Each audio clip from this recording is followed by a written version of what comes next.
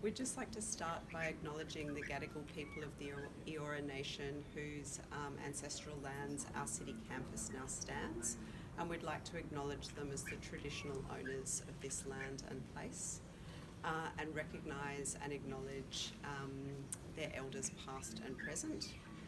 I'd also like to acknowledge the wider environment on which our campus stands, and I think one of the links that brought the exhibition here, and the reason that we made it about lesser known pollinators, is I'm not sure how many of you know we actually have a beehive in the library. It's not literally in the library, it's in one of the gardens. So if anyone was wondering why the exhibition is called The Urban Field Naturalist Guide to Lesser Known Pollinators, we were taking some inspiration from that.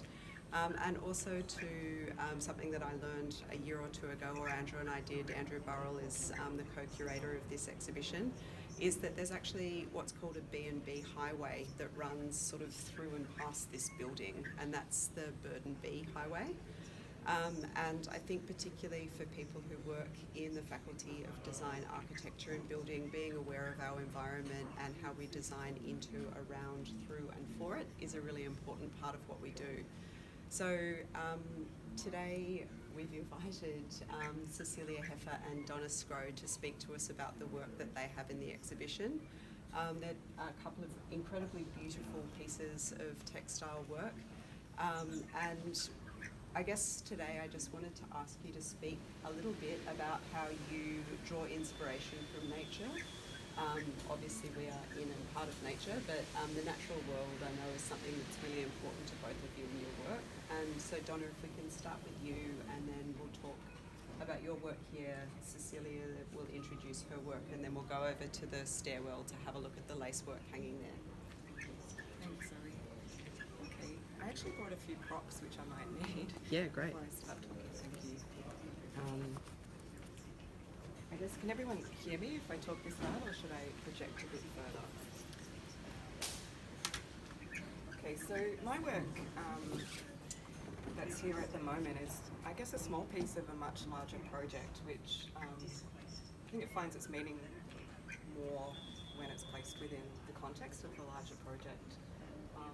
But essentially what I have here is some drawings that I've made through studying the butterfly life cycle. That was part of my PhD research. I incorporated a butterfly study as part of that research as a way to help me understand and model transformation of my practice. This work's been going on since 2010 and finished in 2018, so it's quite a long trajectory of work that this sits within. Initially what I've done with these works is to create line drawings of the observations I was making of the chrysalises, which are part of the butterfly life cycle. And then I did some experimental work with in Zoe's print studio at the time, Page Screen Studio, with the etching plates, and I ended up etching them onto acrylic perspex, and then seeing how that would go through the etching press and making a series of prints. I had about 20 illustrations in total, and so these are two of them, which I then started stitching into as a way of sort of moving the works forward and integrating a textile element. I'm a fashion and textile designer, so my work is based around primarily cutting, but also stitching and working with my hands.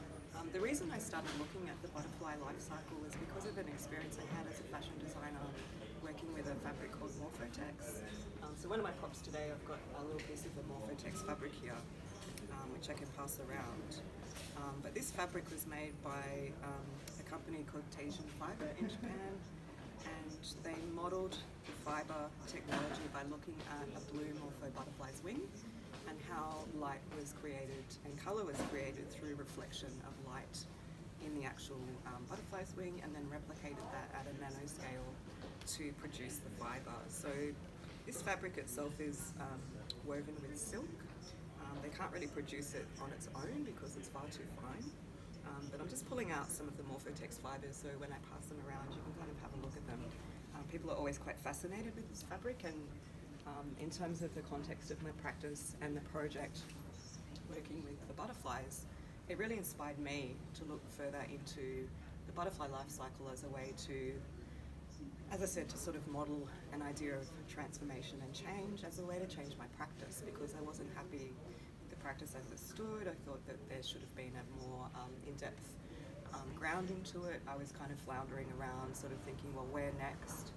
And started a PhD with that in mind. So I had this idea of, well, if I look at the butterfly life cycle, how could I use that further to model my practice? What really inspired me about working with this fabric was that not only the way that I could work with it by hand and understand the properties myself, but it really captured the imagination of other people. So it could tell a story really well. It was placed into an exhibition in London called Trash Fashion, and then ended up getting collected by the Science Museum of London. And since then I've had other garments collected by science museums or textile museums. I think I have about 5 pieces. One of them is also being collected by Biomimicry Europa. But it just had this capacity to tell this story about nature, and that inspired me to sort of delve into the butterfly life cycle further. So what I started doing was growing butterflies at home. I ended up having to source how to get close to butterflies to observe their life cycle, because I didn't want to just have a look at a butterfly and not understand how the creature emerged from the egg.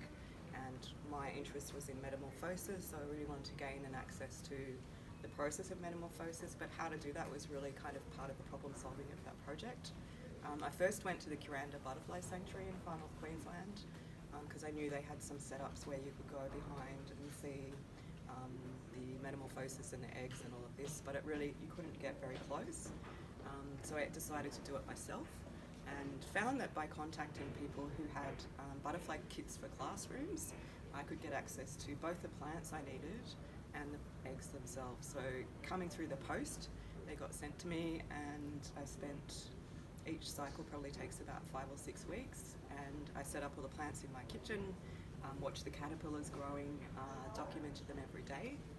And so I brought one of these journals that I made at the time where, when I first started, I didn't quite know what I was looking for or how to record. So all of the pages you can see are pretty like drawn from life, these little caterpillars. What I discovered was that the caterpillars transform continuously. They shed 5 times, and the last time they shed is when they do the metamorphosis. So the emergence of the chrysalis comes from within this skin, which splits, and I got very, very, very bogged down into the minutiae of detail of the butterfly life cycle. So I kept drawing, and then what happened when the chrysalis formed was something that kind of took me, not by surprise, but it was really interesting, because you were just suddenly waiting. I couldn't observe anything moving around, there was no more caterpillars to observe, but instead these kinds of these forms that I managed to catch and look for when caterpillars started to prepare to do this. And so at the same time I was doing lots of photography and recording actually the stages of that happening, and seeing how morphic the creatures actually were in that process, and how each change just has a minutiae of detail of change within it. So it's this constant process of transformation, not just in the metamorphosis but throughout the life cycle itself. So consequently my drawing started to change, and I started to sort of sit and look at these, both photography and the chrysalises that I had at home. As you can see, the first one came out, but didn't focus too much on those. But started to draw these chrysalises more using lines, and just this really slow process of drawing rather than sketching quickly. And I would sit there for ages and just draw a line, draw a line, draw a line, and I was thinking while I was doing it, well, why am I doing this? What does it mean? How does it relate to fashion design? How can I use this? What does it mean for my understanding of transformation? So some of these illustrations are the result of developing that method further. This was the first butterfly life cycle that I documented, and then I had a second book which I started doing the line work from the beginning of the whole cycle. So what I also brought along is, as part of my research, I would document my thinking, my practice, looking at different ways that I was developing these. What was I doing with them? I would look closer into them, I'd look further out from them, and sort of try and understand why I was doing this work. And what I found was that it was actually really important for me to think through my hands. So as a fashion and textile designer, I rely on using my hands so much. I'm a cutter, so everything that I do is founded through working with materials by hand. So this is a way of me handling the materiality of the the butterflies themselves and the chrysalises. It was as if I was touching them with my hands through drawing in this way, and coming to know them visually, experientially and perceptually in a range of other ways that I really started to understand and be able to reflect on what my practice involved by doing this and sort of sitting back from it. So it became this kind of process of reflection and contemplation. Often I draw when I need to figure out something. So part of my practice now still uses drawing a lot, colouring a lot. I do that often before I start doing a fashion collection because it just allows me time to think through conceptualisation, to problem solve connections between what I'm doing and how I can express it in different sensory ways. So you'll see that in my journal, this work is actually juxtaposed with other textile work I'm doing at the same time, which started to emerge through doing lots of fine stitching. So I would trace this development of drawing as a reflective process into stitching as a reflective process, and that's not necessarily the work that I do, that I present at the end of a project, but it's the work that helps me to process information. So I'd be looking for butterflies around town. I got to notice that butterflies come back to the same spot every year, just around walking around in my hometown. So these kinds of observations I was doing at home were kind of isolated in the way that was set up, but allowed me to sort of understand more about my local environment as well, and then start to develop this method of cutting, which I call dynamic cutting, which really developed out of this process of having these nuanced understanding of detail and surface and form that could then be used to transform my cutting. So as you can see, there's different ways that I kind of re-look at this work, and I think doing this work too allows me to rethink about those initial observations I made and to take them further because your practices come further in between, but to have some sort of grounding for the project in terms of how it can be expressed. So I thought I'd just pass this one around too, just so you can see it's kind of like part of a bigger process, as I said. The works don't always stand on their own.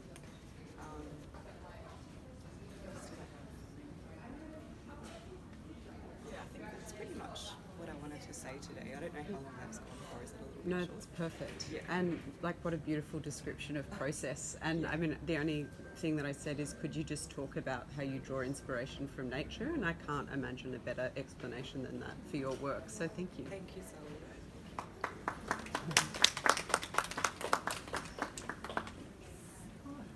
We'll start here. I might just, we'll start here, but what I would really like is for all of us to move over to the stairwell. So I might just introduce the background to this project and how I work with nature.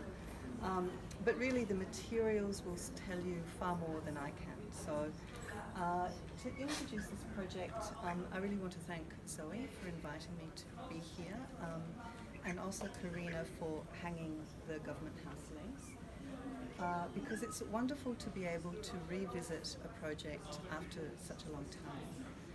So the background to this is that this was a lace design that was commissioned for the staterooms of Government House through the Historic Houses and Trust.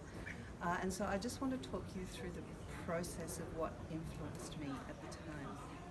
What I love about this project is that I am hardly in it. It involves so many other people than myself. And so what I've done in this project is I have coordinated and brought ideas and experience together to create a set of conditions for an ethereality and experience to happen. And I'm just happy that those conditions come together and create a type of presence. So in answer to Zoe's question, the way that I work with nature is through a presence and a mood and an experience. So I don't have any sketchbooks. It really is through my own connection to how I feel when I walk through the bush, and that connection was heightened by living away for 12 years. So I am not from Australia. I was born in Chile, and yet I grew up here. And to my surprise, when I lived overseas, the connection that I felt was the bush and walking, and the homesickness I felt was that. And the presence that the bush has is something intangible that I could never articulate, but intrinsically missed in every cell of my body. So forward coming back, I had 10 to 12 years experience as a textile print designer for fashion in London and New York. And there I learnt my craft in telling story through textiles. So I have painted and designed hundreds and hundreds of flowers, and flowers being symbolic of power, of status, subversive, in many shapes and sizes. And so I had a portfolio of design skills when I came back, and I was selected by Bruce Carney at the time, who was coordinating the project, to show my portfolio to Government House. And at the time it was just a fashion portfolio. It was textile designs full of florals, but it was fashion. It wasn't linked to an art practice. So they were looking for artists from New South Wales, and they were looking to produce the lace within New South Wales. So it was a 3-year interview process. For 3 years I sat in staterooms at Government House every now and again. Oh yeah, I like that Monte Carlo biscuit, another cup of tea. While they trialled out a whole lot of other artists for the lace design. And I was quite happy just turning up and having a chat, to be honest. But what was happening is that through that process I was sitting in the staterooms, and I was absorbing the timelessness of the space. I was interacting with the space in a really fundamental way. I was absorbing the architecture. I was really looking into all the craft and the artists that came before me. I was walking the grounds. So after 3 years, I had a really sensorial experience of that space. So finally, when they said to me, Cecilia, we've decided that we're going to give you the commission, I backtracked and thought the responsibility was enormous, because it was a big public commission. And they were very keen for me to put my own lace in. So in that 3-year period, I had started a lace contemporary practice, and I was getting Australian Council grants, and I was exhibiting. So they could see that I could design, but they could also see that I had an art practice. And they wanted me to do my contemporary lace within the space. And this is where the experiential knowledge comes in as a designer. There's no way that I wanted to put my signature into the space, because the space was not about me. It was about a history that is bigger than me and came before me. So I didn't want my signature in the house. I wanted to tell the story of the house. And pragmatically, my lace curtains wouldn't stand the test of time.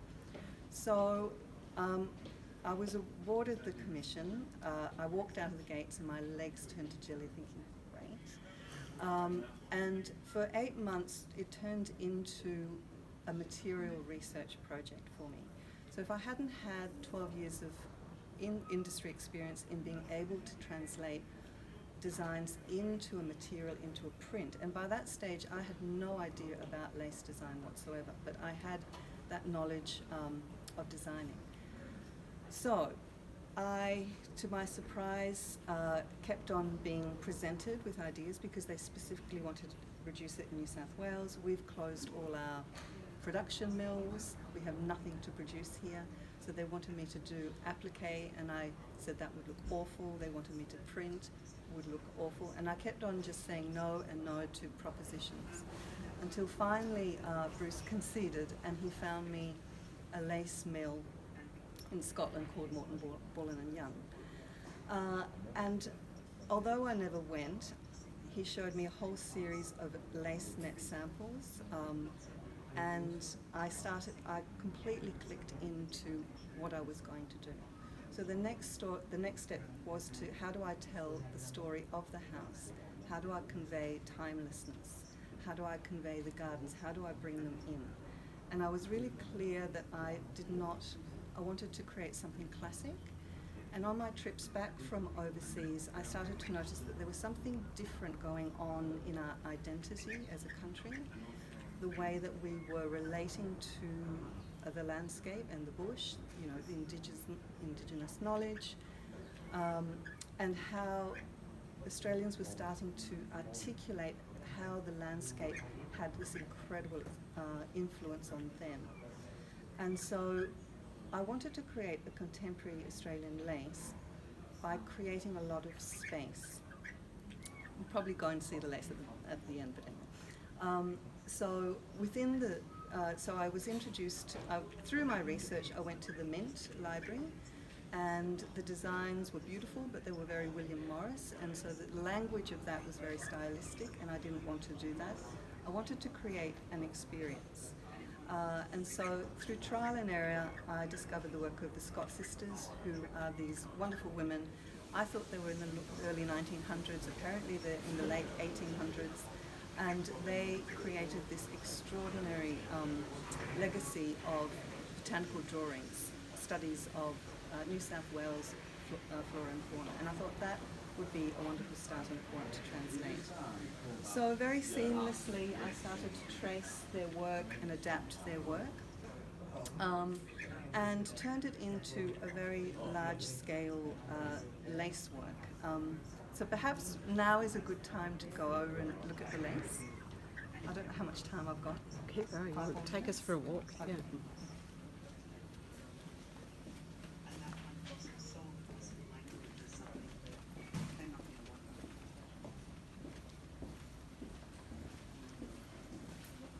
I don't know what the best viewing spot is really.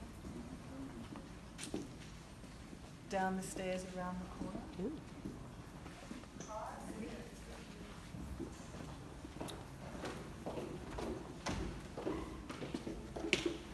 Or perhaps the other one.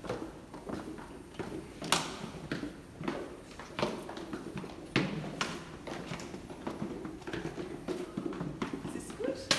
It's perfect. Yeah? Can everyone hear me up there? So it's much easier to sort of talk into the lace. So when you have it within a space, something intangible happens, and that's what fascinates me about lace. You're creating with tangible thread, one thread, this intangible experience, and this magic that happens when you create these conditions has kept me hooked into lace work for over 15 years now. But within this actual lace, what I wanted to do and what we notice is that the actual Scott sisters drawings are placed with a lot of space around them.